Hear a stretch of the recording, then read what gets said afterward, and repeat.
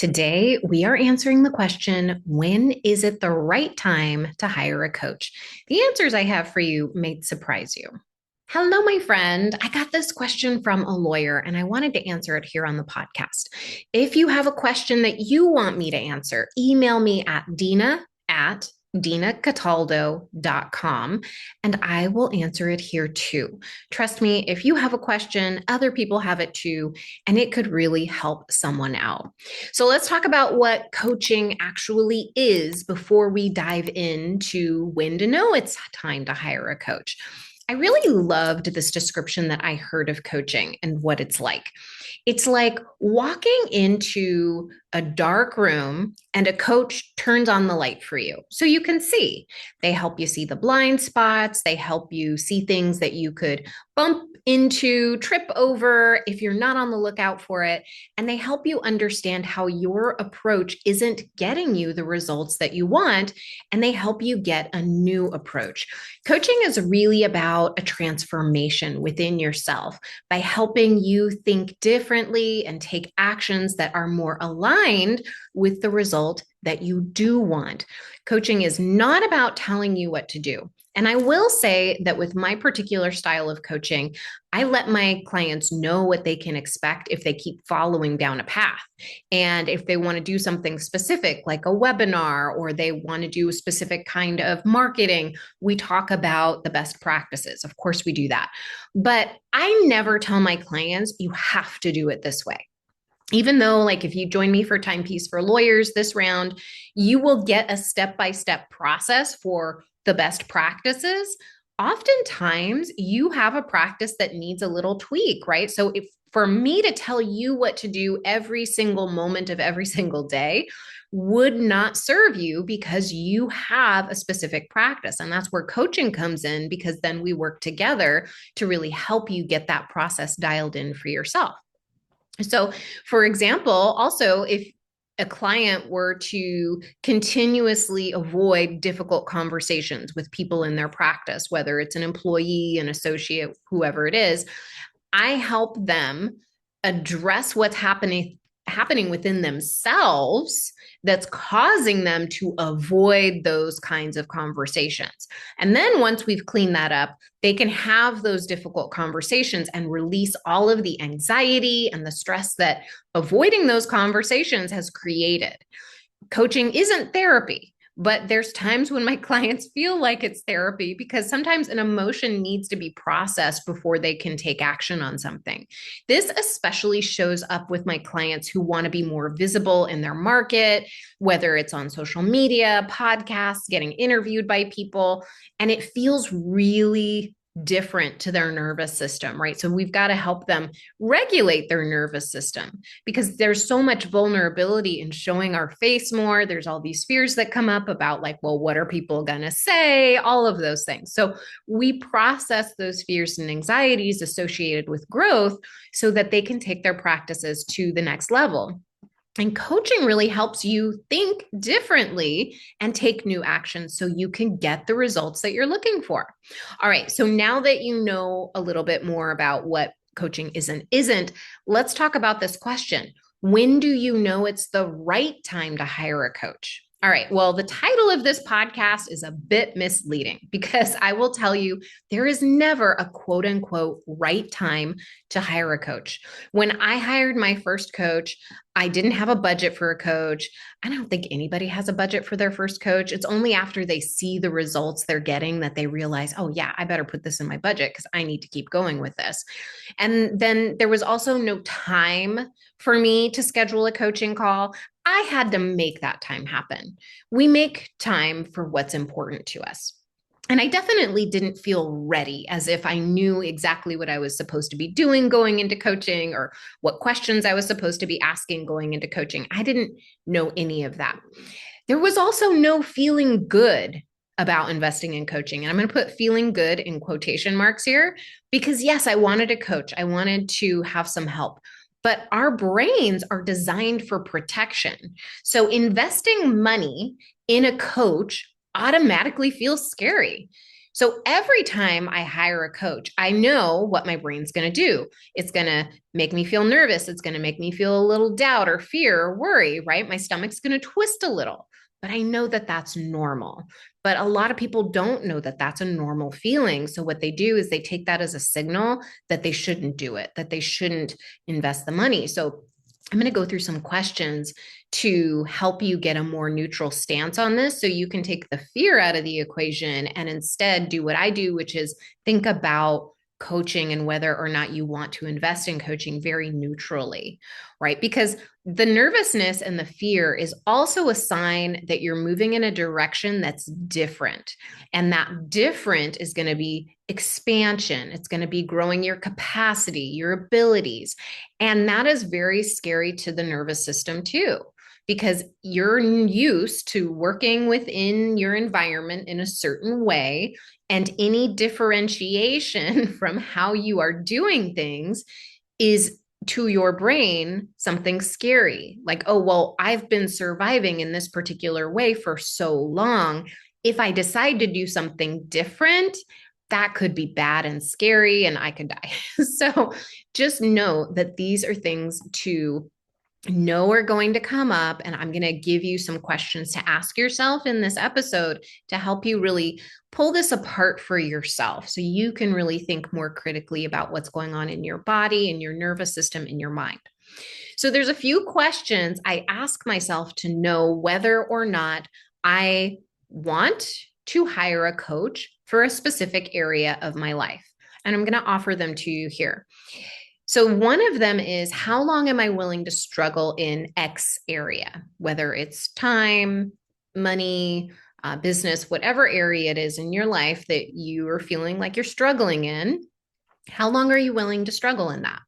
For me, I focused a lot on coaching and growing my business. And when I first started with a coach, I spent time learning how to manage my mind around stress and time better. That was really foundational for me. And that's what I do with my clients starting out, whether it's in one-on-one coaching or whether or not it's in Timepiece for Lawyers, my group program. Mind and time management is foundational for anything you want to do, any growth you want to do, feeling better in your life, reducing anxiety and worry, all of those things. If you don't have that dialed in, it's going to be a real struggle growing anything. And something I used to think was I should be able to figure this out by myself, or it's going to get better eventually. So I should just stick with what I'm doing. But that mindset often keeps us stuck way longer than we need to be. And if you don't get support, the risk isn't just staying stuck, it's reinforcing that identity that you have to do it alone, that you have to be the person who has it all together, that knows all the things, which becomes its own prison. So let me get back to that question. How long am I willing to struggle in this area? I want to share a story with you. So I waited about a month one time, this was years ago, to get my back looked at. I had incredible pain in my lower back. And it was something that I'd never experienced before. So I thought, oh, surely this is just going to go away. I thought, okay, I'm just going to be good to it. I'm not going to exercise. I'm going to be really careful and it's going to go away. Well, it didn't go away after week 1, week 2, week 3. And I could steadily feel myself feeling worse. The back pain began to migrate. I began feeling mentally I was mentally unstable is what I want to say, because I couldn't focus. I couldn't even focus on conversations with my friends, much less focus at the office. And so I really suffered. I really thought, oh, it's just going to get better on its own. It'll be fine. No, I suffered for over a month. And now looking back at it, to me, it's totally ridiculous, but I'd never experienced it before. So it makes a lot of sense that I thought, oh, this isn't something I need to worry about. I don't need help with this. It'll just go away on its own. But you know what? It didn't. And I went ahead and I saw the somatic practitioner named Lino, somebody offered to me and fixed me right away. It was amazing. I was like, oh my gosh, this is just, why did I wait so long? But there were things that I struggled with at that time when I was thinking about this. I didn't want to invest the money. I was so cheap on it. I was like, I don't want to do this. I don't want to spend money on this. It'll just get better on its own. And I really didn't realize that seeking help could make my life so much easier. It vastly improved my life. So now when I feel a pain in my shoulder or in my back and it lasts more than a couple days, I'm like, okay, I am going to go straight to Lino and I'm going to get myself fixed, period. Because I don't want to put myself in that position again where I'm struggling when there's a solution out there. So if I'm struggling in any area of my life, I recognize it. I don't beat myself up. I don't tell myself I should be working harder or that I'm lazy or that it's just going to go away on its own.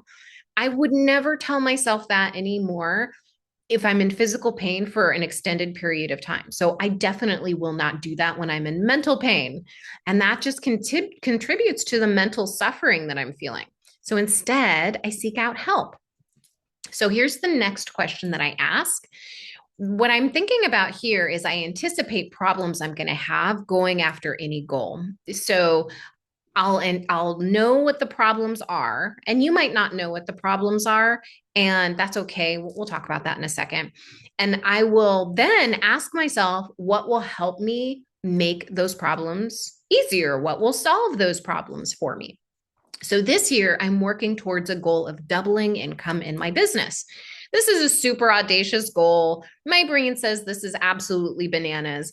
And I know that it's not an easy thing to do that. I know there will be bumps in the road. And I also understand that my brain will want to go sideways along the way, tell me to give up, have doubts, have worries. And that's okay. They're my companions along the way. But what can happen is I let those guys, the fear, the doubt, the worry, drive the car versus me taking the wheel and taking control of the direction I want my mind to go. I know that what can happen with me, because I've had so much coaching, I've gone through master coach certification, I've done all the things. I know that what happens when I feel doubt or fear is that I will want to freeze. I will not want to take action in my business, and that I need coaching at those moments to help me move past that. Right. So I anticipate these problems. And the way I solve for those problems is by making sure that I have help available to me. I hired a couple coaches this year to help keep my mindset on track, to give me some of the accountability I want along the way too. They really help me check in with my brain, ensure I'm not letting it go sideways, and then help me refocus the way that I want to refocus. So if you don't know what those problems are that are going to come up and you have a big goal, right? Let's say you want to do something with your practice, you want to grow it, you want to do something totally different, you want to raise your prices, you want to do all of these things, but you're not doing them, then you may want to hire a coach, because a coach is going to help you with that. And what I do in the strategy sessions, they're complimentary strategy sessions. So if you're struggling in this, you don't have to. You can just book a strategy session with me and I will walk you through where you might have problems come up. I will walk you through, oh, this is an issue that you can anticipate along the way, and that this is something you're going to want to solve for. So you can book a strategy session with me and I will help you with this. You can go to dinacataldo.com/strategy session to book your call. All right. So now let's talk about investing, because being responsible with money is one thing, and letting fear drive my decisions about money is something else. And the question my brain always asks me is, can I afford to do this? Is this something I should be doing? And those are the questions that come up. But those questions often come up with a side dish of fear and anxiety. And your brain might do this too. So I want to just bring this up because it's important to note, are you answering that question from fear or worry, or are you addressing that question neutrally, where there's no emotion involved? right? So I want you to just have that awareness because we never want fear to be driving the car. We always want to be in the driver's seat. We always want to have our hands on the steering wheel and making conscious decisions for ourselves. So the question, can I afford it, is a tricky one because I don't want to work from my circumstances, right? Because the circumstances in which I'm at, let's say, however, for you, your circumstances might be you're making $300,000 a year and you want to be making $600,000 a year. Well, if you're thinking about that in terms of growth, you're not going to make $600,000 a year based on your current circumstances at $300,000 a year. You've actually got to think differently. You actually have to get out of the habits that you have formed, the identity you have created at 300,000 to take yourself to 600,000. So when we work from our current circumstances, we can't get out of those circumstances. Working from circumstances is like sitting in the back seat of your life, letting other things and people like clients, your calendar, your inbox, your number in your bank account decide how you live your life. And you're just hoping that you end up somewhere good. Well, when you stop working from circumstances, it's like moving into the driver's seat of your life. You're taking the wheel and you're taking yourself where you want to go consciously and intentionally. But if I'm tired of struggling and I know that there's going to be problems along the way, I don't want to be constrained by money. But the truth is, it's the responsible thing to do to look at our finances. So this is how I look at this question from the perspectives of both a buyer of coaching and as a seller of coaching. I really think that asking yourself these questions is going to take some of the, if you're feeling this, take some of the fear or worry out of your decision-making process. So the first thing I do is I look at the result I want and what is that result worth to me to have in my hot little hands. So for example, if I want to double my business, how much is that worth to me? 10% of that goal, 15% of that goal? Honestly, I've invested more than my goal because I didn't have the skills I needed to build my business in the first place. So I really needed to front a lot of that money for myself, but that's not always available to people. And a lot of people don't have the risk tolerance that I do. And I understand that. I've used my credit card because I wanted results so badly and I trusted myself to get those results. I've taken funds out of my retirement account because I wanted a result so badly and I trusted myself to get those results for myself. I am not saying you should do this, but that's me. I've developed the ability to take more calculated risks over time. It was scary every step of the way, but that's how I step into a new version of myself over and over again. I meet the fear. I know it's going to be there. And then I make a calculated decision, asking myself whether the result I want is worth X amount of dollars. And when lawyers book strategy sessions with me, we talk about the value of what you're going to be getting and what you think about it. So I'll help talk you through your thoughts in a very neutral way. I'm not there to tell you what to think. I'm not there to make the decision for you. I'm there to help you make a decision from a very neutral place. So here's what I don't do as a buyer of coaching. I do not ask for other people's opinions, and I do not ask for their permission. This is so important. I see this happen over and over again. So I wanted to take a little time here. So sometimes we think a spouse or a friend can help us make a decision, but ultimately they do not know what is valuable to us and why it's valuable to us. Only you can know that for yourself. And when we defer our decisions to somebody else, we then make our decisions and the experience we're having in our lives someone else's responsibility. And boy, you know what? Wouldn't it be nice if somebody just went around telling us the right thing to do all the time? But no one knows that except you. You're the only person who knows what's best for you, period.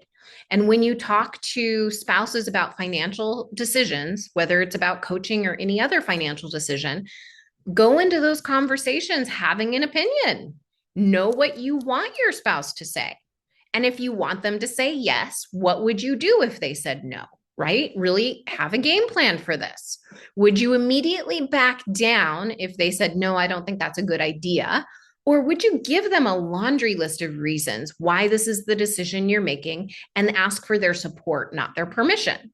Right. And obviously, you don't want to go into this in a defensive kind of way. You want to go into a conversation very matter of factly, very neutrally. Because if you feel fear or you feel worry or you feel doubt, you're going to go in this defensive posture, and then there's going to be some kind of argument. And if you notice yourself having arguments with your spouse about money, that's what's going on. That's happening. And there's not the ability yet to just calm your nervous system to have those conversations, right? I talked to you earlier in this episode about having difficult conversations. And this is an area that I've coached clients on around having conversations with their significant others that are uncomfortable. But they ultimately, if they don't have that difficult conversation, they're letting their significant other drive the car of their life, right? Determine what they are and are not allowed to experience for themselves. So that's why I think this is so important. Go into it with an opinion. Understand that they may not agree with your opinion, and that's okay. They don't have to, right? But then also understand for yourself, what are you willing to do? Would you be willing to make the decision that you want to make, whether or not you had their support? And if so, why? And if not, why? Answer these questions for yourselves.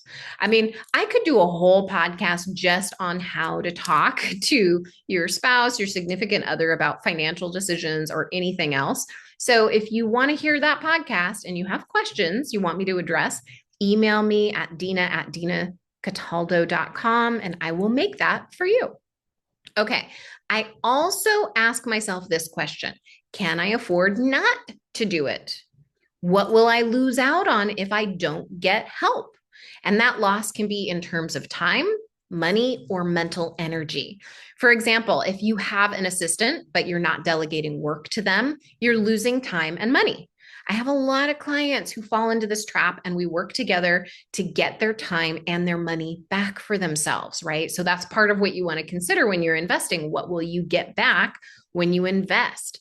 They also get their mental energy back because they learn how to delegate without micromanaging to maintain their peace of mind over the work product they'll get back. And ultimately, when you are able to conserve energy, you are able to become more productive. And then what's that productivity worth to you?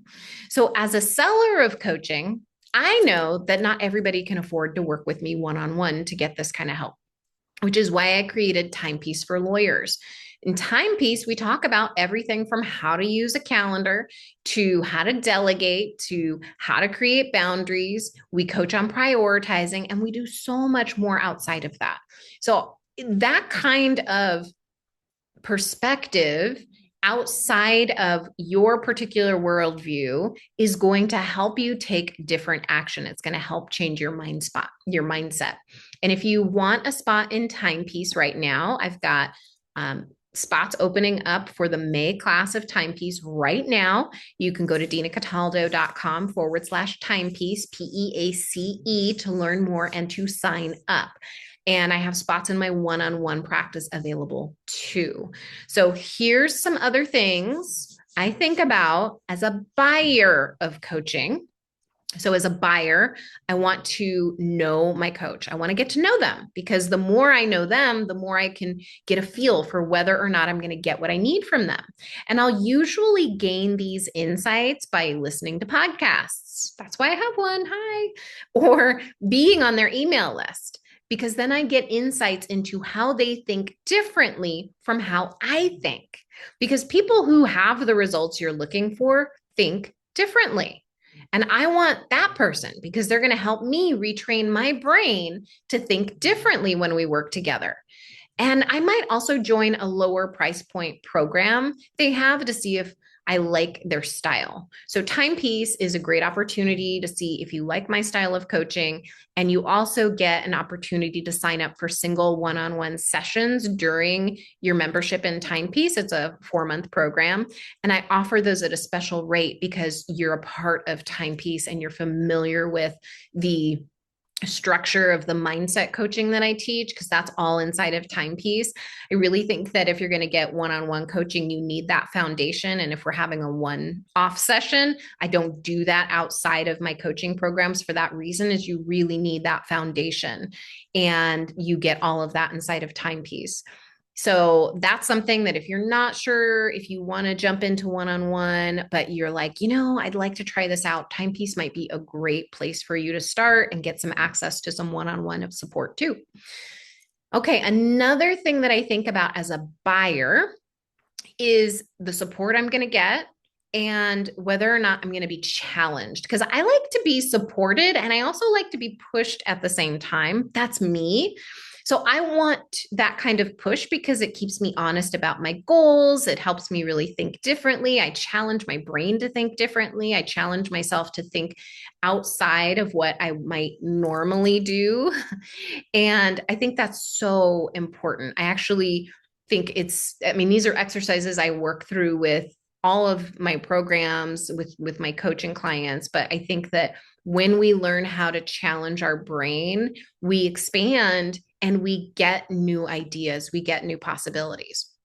So to address these in my one-on-one program, I offer additional support for lawyers who are growing their business and challenging themselves to do these new things, because I love it. And I think that it's really necessary. So I do Voxer coaching. Voxer is a free app that lets you contact me anytime, voicemail, texts to get coaching, celebrate your wins, all of those things, ask questions.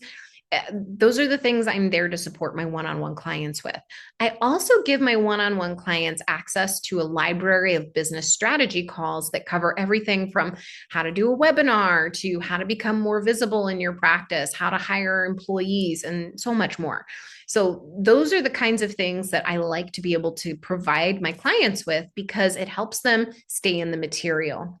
And that's actually one of the best pieces of advice that I've ever received, which is stay in the material. Because when you're challenging yourself to do something new, you are going to have a brain. We all have human brains, right? That's going to pull us back to the old habits. That's going to pull us back to the old way of thinking. But if we stay in the material, then we're able to transform faster.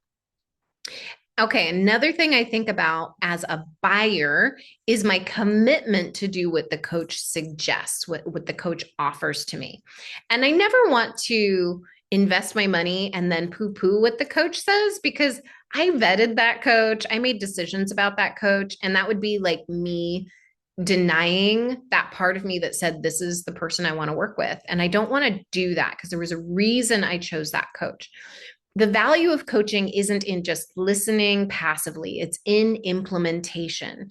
Coaching only works when you engage with it, with what the coach is offering to you, trying things out, allowing yourself to feel uncomfortable, and do that to grow. And this is something that I'm constantly working with my clients on, because their brain immediately says no to raising their rates, which is okay. But then we coach on it and I understand more about why they're thinking that way. They understand more about why they're thinking that way. And they start to say, oh, okay, well, maybe I'll try it, because the worst that could happen is that you just go back to the old rate. And so then they try it and they realize, oh, wait a minute, people are still buying. I'm actually getting more people continuing to come in and they're saying yes, even at this increased rate, so they can build that confidence. But the only way they can get that result and make more money in the practice is if they engage with the coaching, they try the things out, and they recognize, oh, wait a minute, like it's okay if I'm uncomfortable. I just have to be willing to experience that discomfort to get the growth. As an aside, sometimes lawyers tell me they don't think they're coachable, and you are coachable if you're willing to try new things. That's really what being coachable is about. being willing to try new things even when you're uncomfortable. If you're open to the idea that your way of thinking might be part of the problem, maybe why you don't have the result you want, not because something is wrong with you, but because every result you want requires a different mindset. Because I am always going to be transforming my own mindset. As I grow, I'm going to need to grow my mindset. I'm going to need to grow my capabilities, my abilities to see things differently. That's simply the nature of growth.